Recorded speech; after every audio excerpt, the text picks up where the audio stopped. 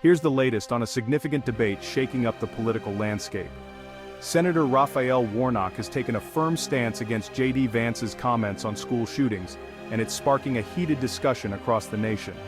Last week, tragedy struck at Appalachia High School in Winder, Georgia, where a shooting left 4 people dead and several others injured.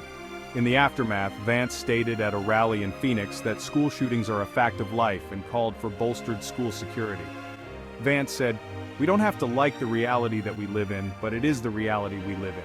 We've got to deal with it." He argued that if these heinous acts are targeting our kids, we need to be prepared. But Senator Warnock isn't having it. He fiercely refuted Vance's acceptance of school shootings as a fact of life. Warnock declared, "This kind of random, routine carnage is a fact of American life. This again is a tragic form of American exceptionalism." In an interview with CNN's Dana Bash, Warnock emphasized that school shootings should not be accepted as normal. He pointed out the stark contrast between the frequency of such events in the United States compared to other countries. Warnock said, "Nowhere else in the world do you have a country that's not at war where you see this kind of violence. We have to engage in serious soul-searching as Americans. Why does this happen here?" He further argued, "It's the guns." Warnock criticized the political influence of the gun lobby, suggesting that it prevents the implementation of effective gun control measures.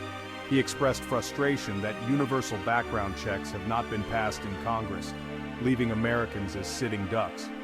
Warnock mentioned, "There is no one single law that will stop all of these tragedies. We have 2 mass shootings a day in our country. This does not happen everywhere in the world." The debate between Warnock and Vance highlights the complex and deeply rooted issues of gun violence and school safety in America.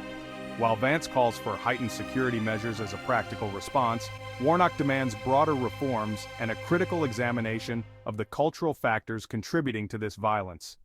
Vance, reflecting on the incident, described the shooting as an awful tragedy and extended prayers for the families affected.